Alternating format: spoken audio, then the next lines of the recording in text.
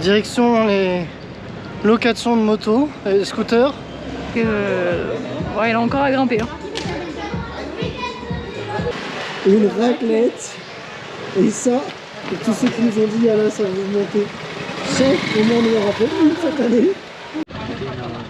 C'est bon, on a demandé à un policier quel bus public allait à Katmandou. Il nous l'a dit, il nous l'a indiqué, donc on est nickel, on est dedans. Bon, seul X, c'est qu'on n'a pas eu de place. Oui, monsieur qui est devant, est sympa, il a filé la place. Bon, j'espère qu'on arrivera à un moment à se calmer sans trop galérer avec nos sacs de route, sinon c'est vrai que... Parce qu'il y a 1 heure de trajet quand même. Ouais. Yeah, see you. Yeah. Voyage, ouais.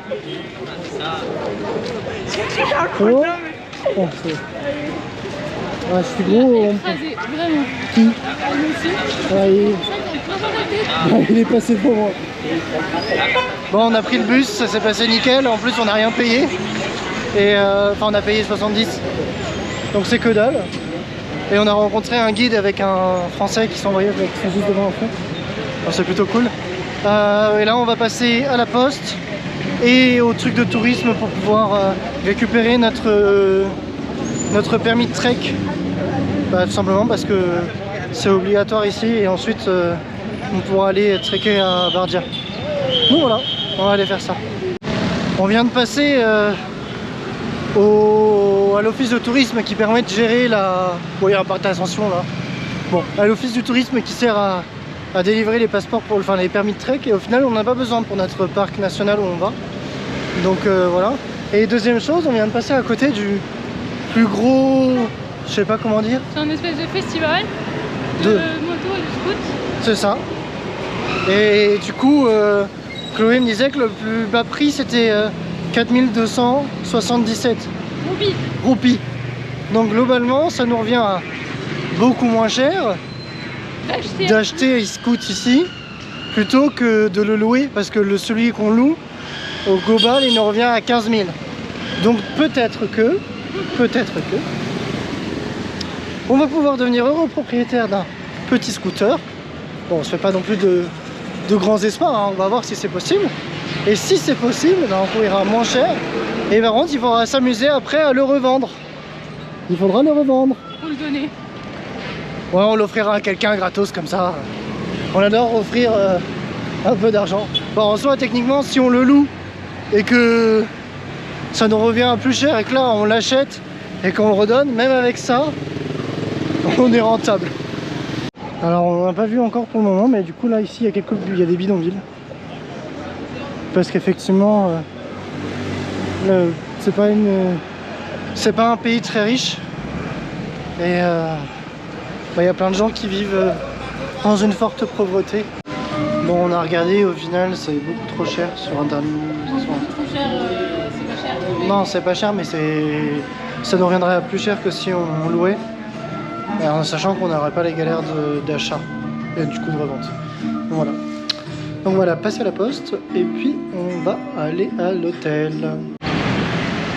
Bon, après un arrêt de nourriture, on a repris la marche parce que là ça faisait lourd.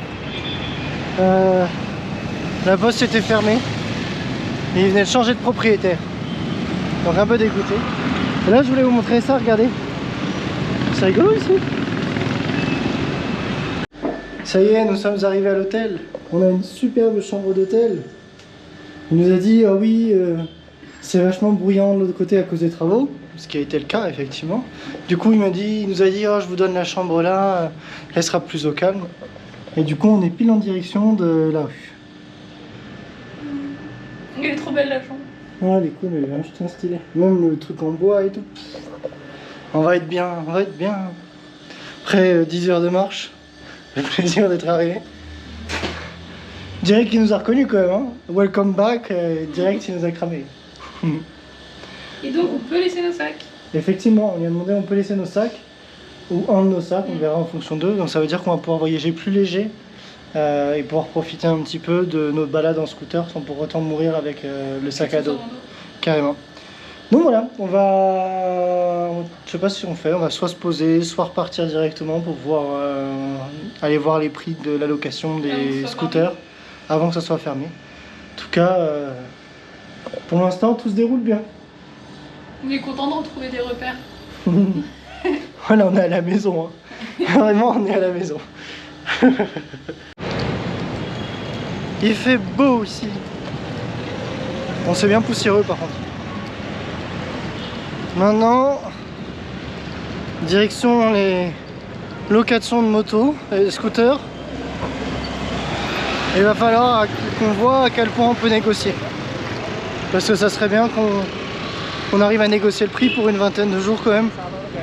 Ça serait cool. Donc voilà, on va essayer de faire preuve de nos talents. Mais je sais pas si ça va fonctionner.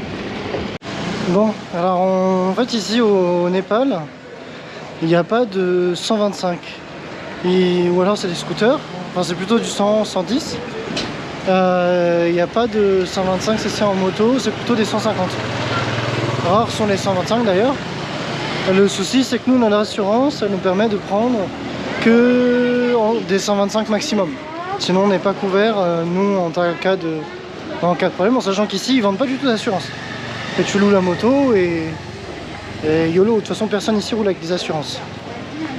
Donc on se disait autant prendre un scooter et faire vraiment plusieurs étapes, mais c'est ce qu'on avait déjà prévu de faire, et voir comment ça peut se passer par rapport à ça.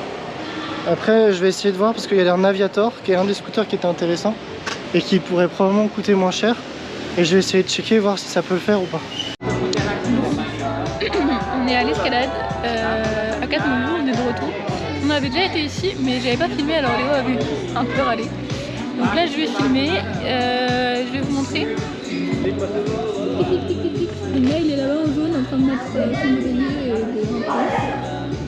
Il est un peu saoulé, parce qu'en fait il monte encore avec le même mec, et que ce mec là il travaillait pas très bien.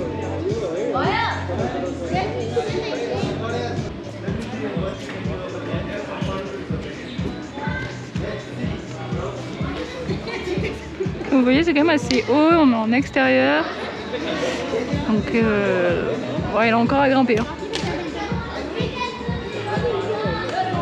Donc, vous avez ce type d'escalade et vous avez aussi un tout petit peu de bloc ici.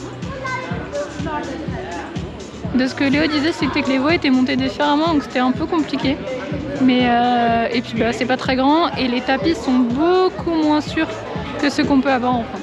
On se retrouve après l'escalade, ça fait du bien de faire un peu de sport, même si c'était bien dur avec mes épaules, parce qu'on a porté le sac là tout à l'heure pendant plus d'une heure de marche. Pendant 14 jours.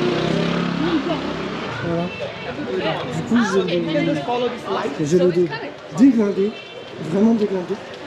Et là c'était dur du coup, parce que j'avais vraiment un coin du cou bloqué là ici. Donc voilà, on va aller manger. Et ce soir, parce que je suis en manque de fromage, Non, moi je suis en français. je fais du vin, du fromage, une raclette, et ça, pour tous ceux qui nous ont dit, ah là, ça va vous monter. Chef, au moins on en rappelle une cette année. On ne sait pas encore. C'est marqué sur la carte, mais on ne sait pas encore.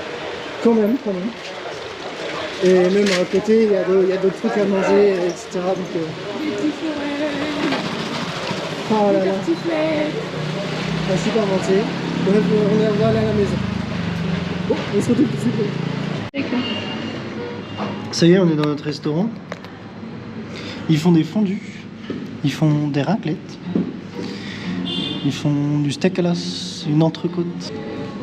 I have just a question about cheese because I would like to eat some cheese that I saw there.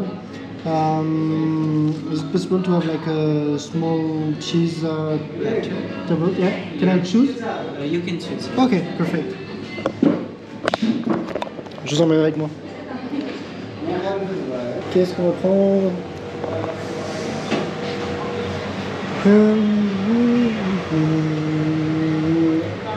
One pot of goat. Good. Goat, sans marcelin. Alors pour vous expliquer, en fait, le fromage, il n'est pas importé de France. Le fromage, il est fait ici par un Français, en tout cas le fromage de chèvre, le Saint-Marcelin, etc. Ce qui fait qu'effectivement, il est local. Ça, je me rends bien content.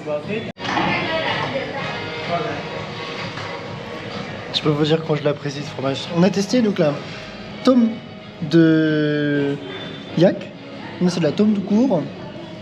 Là, il y a le fromage de chèvre à côté de Saint-Marcelin. Oignons grillés, beurre, olive et je sais pas quoi t'as dedans. Mais la tome de yak, c'est très bon. La Marcelin, très bon. Oh là là. Et il y a la raclette après. C'est que la mise en bouche. Bon appétit. Bon alors du coup. Oui. Bon. Du coup, on n'avait pas des patates bouillies comme d'habitude. Là, c'est des sortes de chips de patates, quoi, des patates frites, mais c'est pas mal aussi.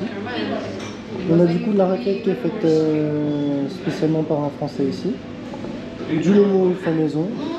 Du salami fait maison. Du jambon fumé fait maison. Et des saucisses fumées fait maison. Avec le cornichon, notre petit appareil raclette. Je vous souhaite un très bon appétit. Chloé également. Qu'est-ce qu'on va bien bouffer. Moi, j'ai envie de péter, j'ai pété. Bon, bonne adresse ici, sur ceux qui sont en manque de fromage et qui va quand même manger local, Vino Bistro, et jouer aux échecs. Et boire de bon alcool, parce qu'il y a quand même beaucoup de vin. Bon, nous on n'est pas buveurs de vin, donc on l'a pas fait, mais ça, il a quand même beaucoup de bouteilles différentes. Et là on va rentrer et on va se reposer parce qu'on est plein. J'ai oublié de vous dire, mais du coup c'était 32 € le repas, 4250. Pour un plateau de fromage, 2 raclettes, une bouteille d'eau et 2 iced tea. Fait maison. Voilà. Oh, c'est pas abusé pour les prix en France. Clairement. C'est un peu plus cher que... C'est même beaucoup plus cher que la normale ici, mais... Bah la normale ici, je n'ai pas la raclette, donc... Effectivement, ça joue. Bon, on va rentrer maintenant. Ah, merci, j'allais mourir.